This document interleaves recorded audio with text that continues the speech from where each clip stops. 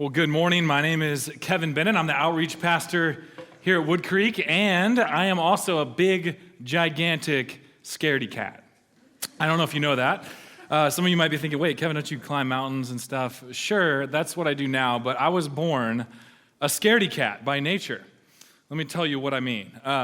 One summer, I remember very clearly as a little guy, going to the swimming pool often with my mom and other kids from the neighborhood and all that. And so we would go like every day for hours and hours, and I remember very vividly my encounter one summer with the reality of the diving board. Now, I'm not talking about a high dive or, a big platform. I'm talking about a normal diving board, just a few feet off the water. But I remember little Kevin was petrified of the diving board. There were a lot of kids who were older than me, a lot of kids my age, and even some kids younger than me who were already going up there in the long line that was there all summer long, going through the line and jumping, doing cool tricks off the diving board, diving into the water, doing all that stuff. And I knew that that's what I wanted to do. I could see the fun that they were having. I could see that the life that this diving board brought them. But I was also absolutely petrified. In my mind, if I got up there and jumped off that board, there was a 100% chance that I would get seriously maimed, injured, or perhaps die. And so what happened is I would get up on the board, wait in line, and everybody's watching me, and I am very insecure, but then I got out to the edge of the diving board, and I was ready to do it, and then reality sunk in, and my stomach lurched, and my knees trembled, and my muscles just wouldn't move, and I had to do the walk of shame, turn around, walk down the length of the diving board, and go out, and there were more than a few grins on the faces of my friends that summer. So I had a conundrum to make. I had a choice to make. I knew there was life on the other side of this fear, but this fear crippled me. I was a slave to this fear. It was robbing me of all the things that were ahead of me. And my mother, being the loving and wise mother that she was and is, intervened. And she jumped in and she took me, talked to me, coached me through it, took me to the edge of the pool and said, hey, let's just work on jumping off the edge of the pool. Let's start there. See, when you jump in water, nothing really happens. It's fine. And I began to do this, and then eventually she realized that I just wasn't going to do it unless somebody told me you had to do it. And so my loving mother looked at me and went from coach to commander and said, Kevin, you are going to go jump off of that diving board. And now my mother knew that it was just fear holding me back, that there was no real danger. She knew the joy and the life that was available to me if I just overcame my fears and confronted them. And so she lovingly said, you will go do this. And I fear my mother more than I feared that diving board.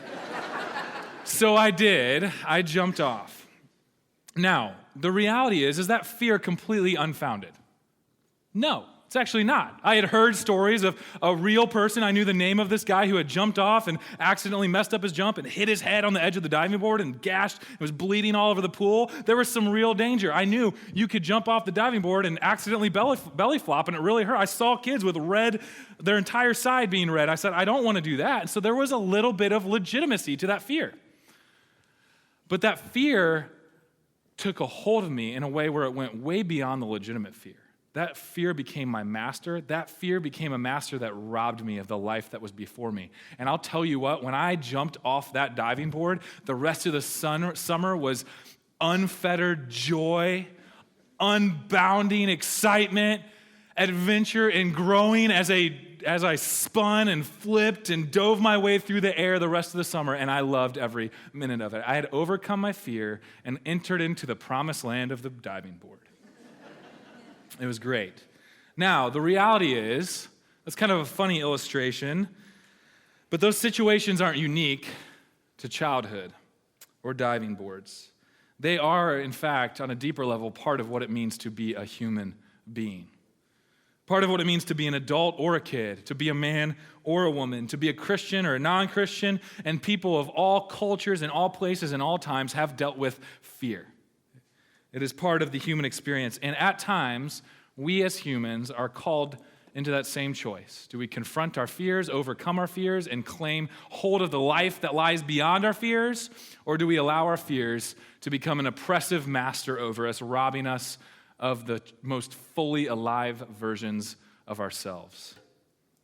Now, fear in and of itself is not a bad thing. I want to clarify that here. When I'm talking about fear in this message, I'm talking about fear as that oppressive master, but fear itself is a good gift from God that keeps us alive. When I experience fear driving on the edge of a cliff that's thousands of feet long with a fall to imminent death, it is a good fear that keeps me paying attention to my speed, paying attention to where I'm driving, keeps both hands on the wheel. I'm not podcasting. I'm trying not to die. Sometimes fear keeps us alive. It is a good reflex given to us by God. But like every good gift, every single good gift given to us by God, it quickly in a corrupted and broken world becomes twisted, malaligned with its purpose, and becomes an abusive master over us, robbing us of the life we were meant to experience. It is often, and let me give you some illustrations for us, maybe a little bit beyond that diving board fear in life.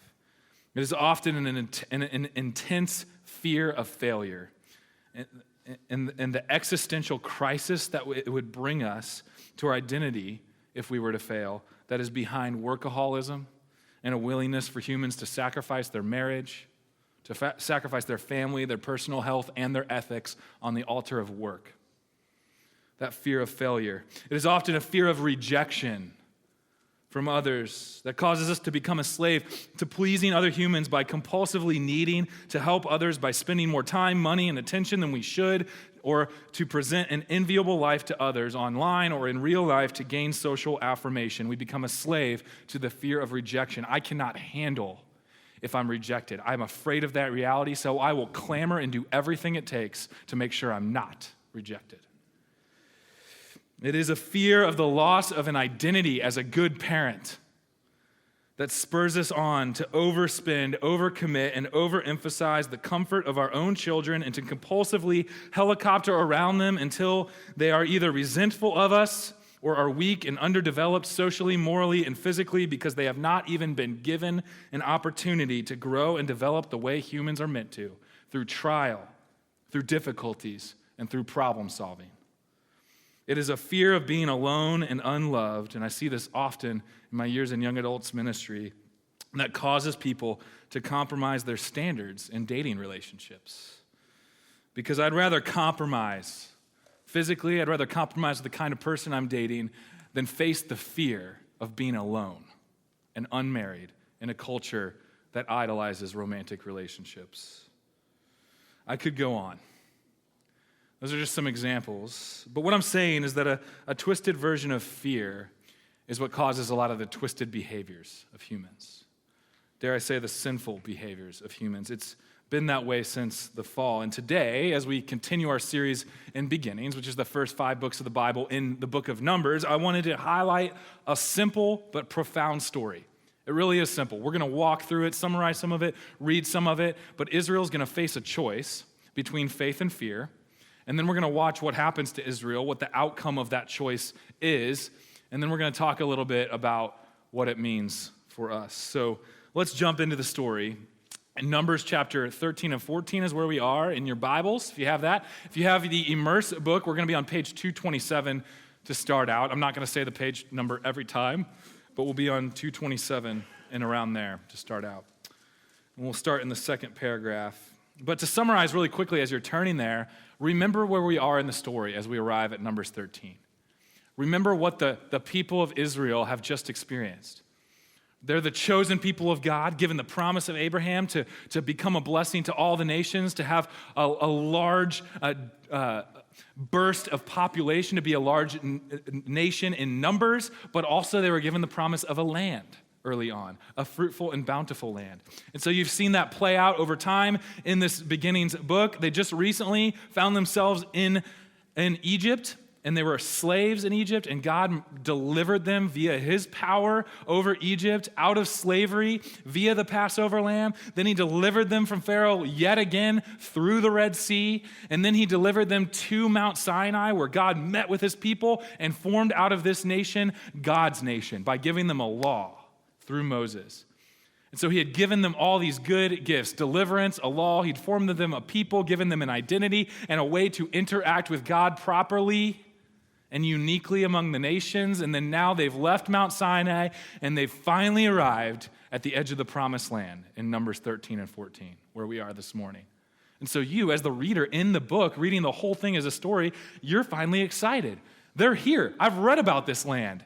I'm excited with the Israelites. And so now we're going to see what happens. God sends in 12 spies from Israel, 12 men. They go spy out the land just to check it out before they go in. And they come back, and here's what they say in Numbers 13:27. This was their report to Moses. We entered the land you sent us to explore, and it is indeed a bountiful country, a land flowing with milk and honey. Here is the kind of fruit it produces. But the people living there are powerful, and their towns are large and fortified. We even saw giants there, the descendants of Anak. Okay, we'll pause there. Now, they all agree on this. All 12 spies agree on this fact. Two things. In one hand, this land is fruitful and bountiful. In fact, I brought back some fruit for you to see. Look at how beautiful and luscious and delicious this is. It is indeed a land flowing with milk and honey. On the other hand, there are some giants, some powerful people, some fortified cities with some weapons that we should be scared of.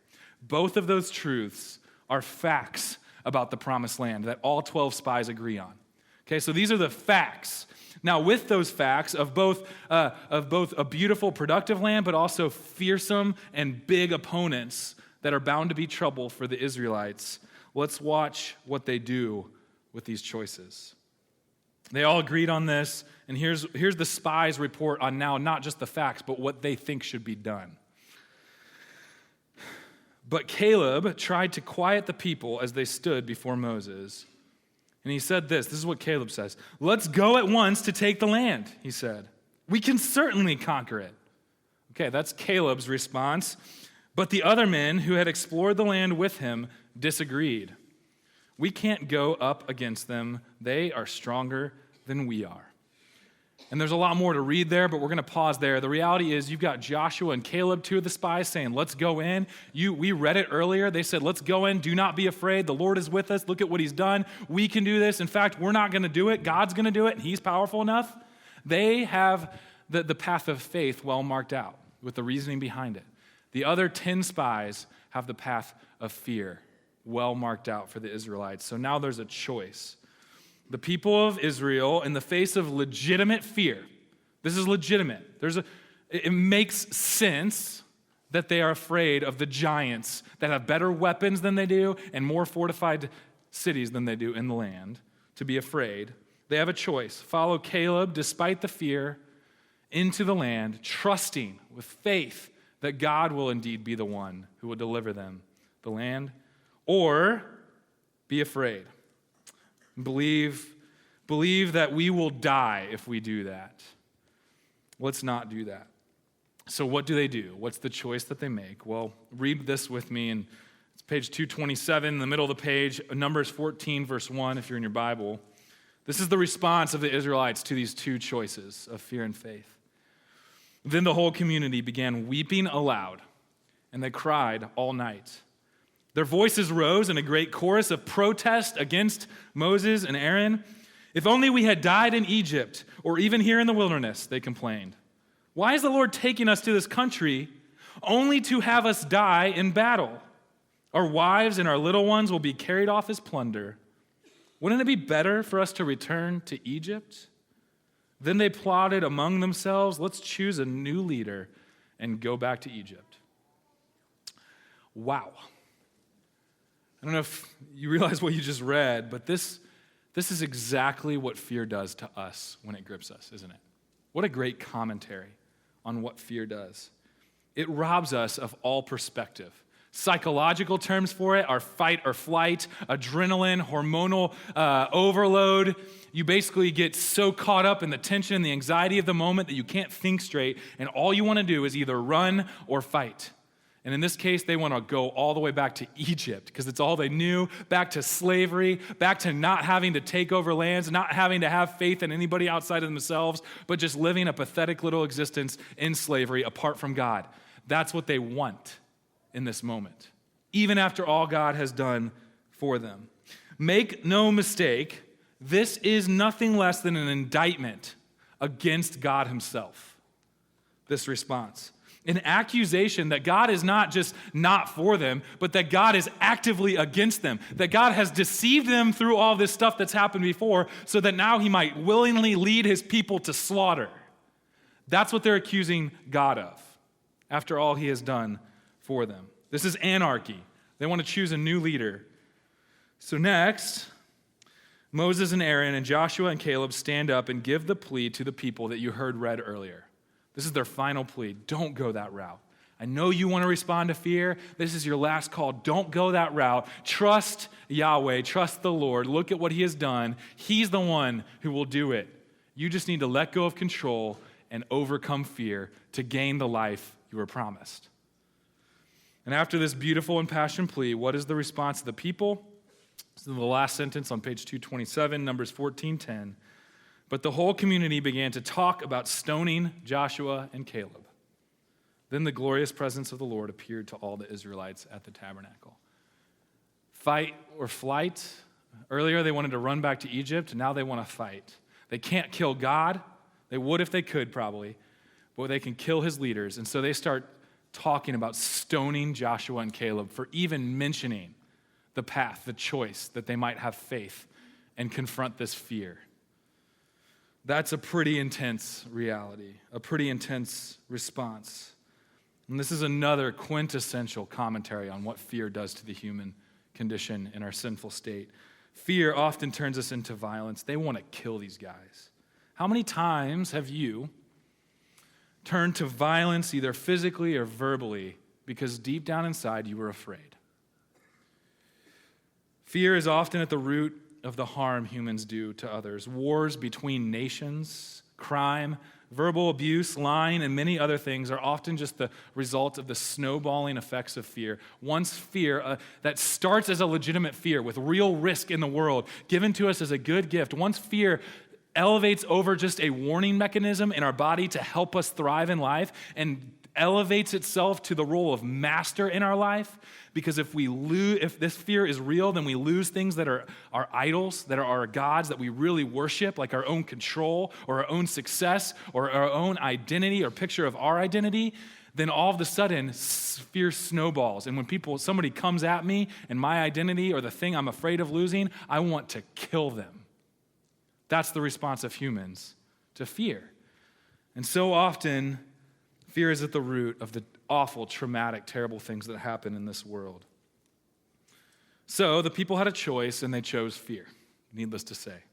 Once fear had them, they betrayed their God, they betrayed their leaders and their brothers, and they were now no longer slaves to Yahweh. They were clearly slaves to fear. Okay, that's the choice that they made, Israel's choice. Now let's talk a little bit about what happens because of their choice.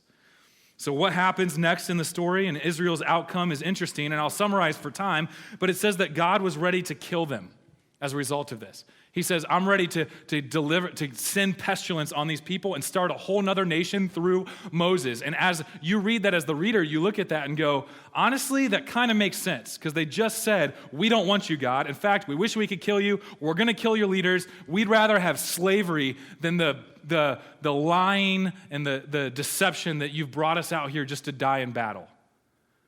Right? And God would be good and just to say, yeah, I can't work with that. I'm going to start afresh with Moses. And Moses was a Jew, and so he wouldn't be going back on his promise to Abraham. He would be bringing a new nation about through Moses. And he says, I want to do this. And then something interesting happens. As he's tempted to look at them and say, I would be good and just to start new, just to wipe them out, Moses intercedes. Moses steps up. Intercession just means stepping between two things. And he reminds God of this question. What would the nations think? What would the nations think? What would Egypt think? And what would the nations around Israel think about you, God, if you wiped Israel out and started again with another group of people? And then he appeals to God's character and says, Moses says this to God and says, I want them to know that you are showing faithful, steadfast love forever and that you are a God of mercy. And so, Lord, this is an opportunity for you to display those characteristics by forgiving your people. And that's exactly what God does. This is a beautiful picture of when God's people are confronted with God's righteous and good wrath, of a righteous intercessor, somebody stepping in between the people and the wrath, and based upon God's character of mercy and love, securing forgiveness for his people. And this is a foreshadowing of Jesus Christ. This is a hyperlink in the story meant to show us that the people of God have always needed an intercessor to step between the wrath of God that is good and just and right and their own sin and secure forgiveness for them based on God's character of mercy and love. And that is exactly what Jesus will do for the people of God further on in the story. And Moses is a picture of that, and that's why it's here in the story. And so God says, okay, I will relent my wrath, I will forgive the people, and so his wrath turns into discipline. Where he was going to wipe them out, he now delivers what every good father who loves his kid does, good discipline for their own good. And the reality is, when you read this story about making them wander in the wilderness, making an entire generation die off of Israel, this is not a wrathful, vengeful God flying off at the handle. This is the loving, merciful act of a father who is trying to cultivate the character of his people so that next time they end up at the door of the promised land, they'll finally have the faith to go forward and claim the life that he is trying to give them. In other words, this is a good, loving act of God. He says, I want this life for you. I want you to have this land. And I'm going to do everything I can to craft in you the character that will finally allow you to get away from fear, to get over it, and to go into the promised land and confront your fears. And so what he says is everybody over 24 years old is going to die off. You guys are going to wander in the wilderness for 40 years. By the way, they asked for this. And they asked to go back to Egypt, but he gave them the wilderness where there's no real danger. There's nobody out there. There's no big enemies with big fortresses. They get what they want. No real danger, but they also get no real life. No real life that they were meant to live. And this is a period of wilderness formation for the people of Israel and a loving act of God. And that is Israel's outcome. Now, it's important for me, I think, to say here that people have often had a problem with the way God acts in the Old Testament. I've heard a lot of people say that the God of the Old Testament doesn't even seem like the God of the New Testament because the God of the Old Testament's always killing people, wiping people out, and then you've got Jesus in the New Testament talking about love, turn the other cheek. And here's my hypothesis. The people who say that the God of the Old Testament is a wrathful, vengeful, angry, temper tantrum throwing God, I don't think have really read the entire story. Because I think if you get in the story and you read the story of the Old Testament, the natural outcome isn't why is God so angry? The natural outcome is why is God so slow to anger? Why is he so merciful? Why is he seemingly just willing to let evil happen and a lack of faith and blasphemy against him and no trust in him endure? God in the Old Testament is slow to anger, showing mercy, showing faithful love over and over and over again. So the Israelites are sent to wander in the wilderness so that they have an opportunity. It's an opportunity for them to build faith where they didn't have it before. So that's the story. We see the legitimate fears of Israel turn into a fear that decimates all of their rationality and memory of God and faith in God and what he has just done, what he's just delivered them from. And it cost them the life that they were meant to have in the promised land. That they reap what they sow is the story. They get exactly what they ask for. You don't want the promised land because you're afraid. You will not get the promised land because you're afraid. I'm going to send you to the wilderness and you will grow, and hopefully next time you'll be ready to trust me that I am the Lord your God and that I am sovereign over everything and that these people that look like giants are nothing in the face of Yahweh and his power. That's the story. Now, let's talk about us to close. Let's talk about us in confronting our fears as the people of God. My question for you is this: what are your giants in the land? What are your giants what are your fortified cities in the land? What are you afraid of?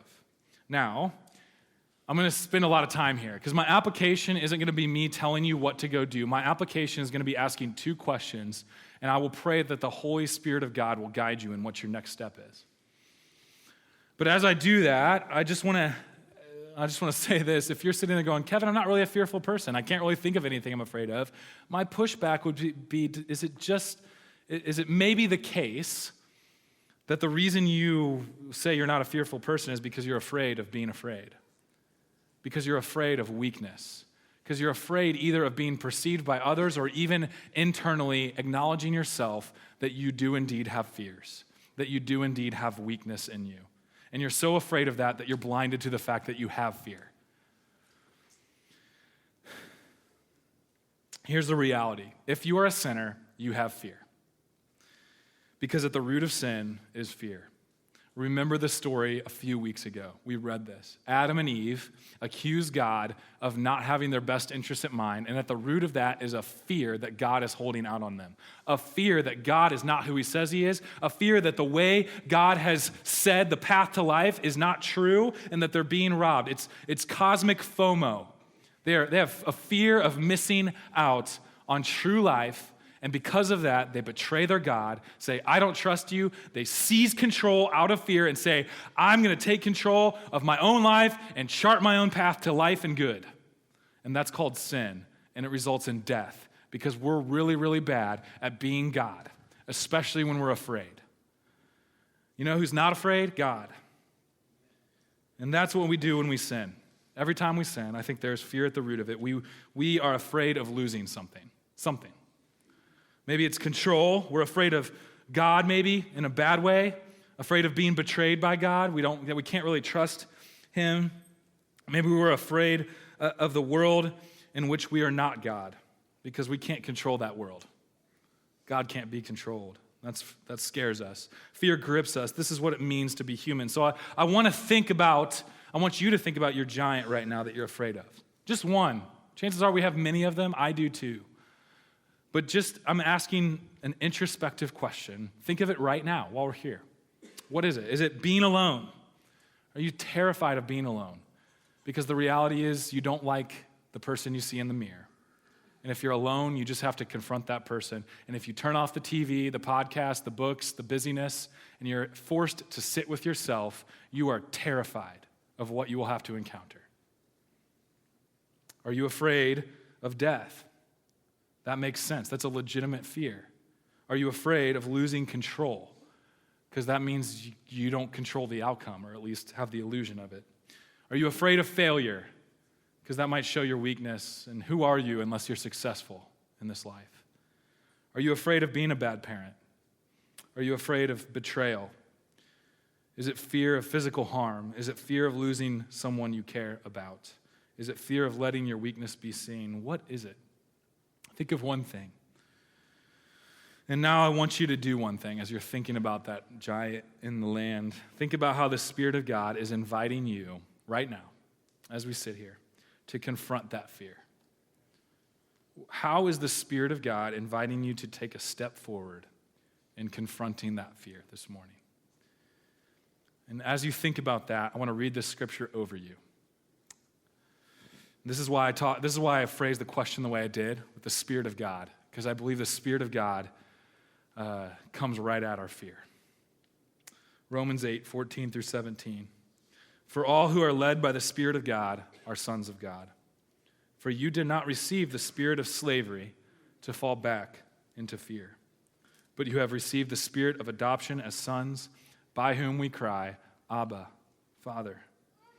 The Spirit himself bears witness with our spirit that we are children of God, and if children, then heirs, heirs of God and fellow heirs with Christ, provided we suffer with him, in order that we may be also glorified with him. If you're watching or listening this morning, or you're here and you don't know Jesus, you're not in Christ, but you resonate with what I'm talking about with fear, I am telling you this morning that there is a God who loves you so much that he sent his Son to die for you on a cross. That the fear of death itself could not overcome the love of God for you. And that he willingly went into death to win your soul. And that he offers you adoption as a son or daughter of God. And with adoption, he offers to send his own Spirit himself into you to speak, to minister to your soul for the rest of your days, that you might less and less become a slave of fear and more become a slave of Christ, and through slavery to Christ find freedom, and through death in Christ find life that you've never experienced before. That you might over and over again grow and take steps in jumping off that diving board into your fear. And once you take that leap and trust God and give control away and give your life and submit to God, you begin to experience the joy, the peace, the love of the kingdom of God here in this life in a way that changes the world. That's my offer for you. All you have to do is say yes. And for those of you who are in Christ, I hope you thought of one of your fears. I hope the Spirit of God spoke to you and you have clarity on what your fears are, and not just clarity on what it is, but how the Spirit of God is inviting you into that fear, to confront it, that you might live the life that God has for you on the other side of it. Perhaps you need to allow yourself to be actually fully known for the first time. That you need to confess some sin, some struggles, some insecurities, and some nasty, dark stuff in your life that nobody has ever heard before. And you need to allow the healing balm of the community of faith that is the church and the gospel of Jesus Christ to heal you for the first time. And what I just said terrifies you to your bones. But I'm here to tell you, you have a choice, just like Israel. You can live in that fear and let it rob you of the life you were meant to live, or you can take the plunge and trust God. Perhaps you need to let go of the burden of your children's future and submit to the fact that your children are God's before they are yours, that you are a steward of them, and that God is the owner of them. Perhaps you need to engage the reality that you have been acting without integrity in areas of your life that nobody else knows about because you are terrified of losing success in your job or losing what the affirmation that your social life brings you. And so you compromise morally, you compromise with your ethics, you compromise with your own personal integrity, and you are being robbed through fear of the life that God has for you. And perhaps, and this is where I'll finish, you need to submit to a process of spiritual formation for the first time in your life. And despite your fear of what you might find in that, despite the hurt that's been done to some of us in religion, you need to take that plunge and submit to being formed by both the wisdom and the love that is found in our Holy Scriptures and the process outlined there for growth, and also the wisdom and love that is found in church history and the pathways of spiritual formation that have been laid out before us. Perhaps you just need to submit to discipleship, to sitting at somebody's feet and saying, I am not God. I'm tossing away the facade of Kevin knows everything, and I'm going to just jump in and let God work and trust him. And it might be painful. Bring on the pain, because I want life. What is it for you? Perfect love casts out fear. Just like my mom made me confront fear that day, that was a loving act of her. And that love cast out the fear and led me and ushered me into a life of joy and bliss and excitement and adventure that I had never known before for the rest of that summer. You experience fear, I experience fear, we all do. This is not a shame-based exercise. You will continue to struggle with fear. So will I. We will fall, we will stumble. This is not a shame-based indictment. This is a no condemnation invitation into life. And I want to see you become the most fully alive version of yourself. And I believe God does as well, both individually and corporately as the church, that we might change this world. Let me pray. God, thanks for your word. Thank you for the truth, the reality that when I turn on the TV, when I am on the internet, and even when I interact with this world in any way, I see so much fear. People responding out of fear. Fear that what we've had is being taken away. Fear that we might be seen for who we really are. Fear that we actually don't have any answers and that our philosophical, social, and even spiritual answers that we have are lacking. and what that might actually mean, Lord. I pray that you would enter in through us, your church, to change the world by first changing us. Not that we have a good message to preach, that we do, but first that we have been changed by that message and that we live it out in the freedom of Christ here at Wood Creek Church. That's my prayer. In your Son's name, amen.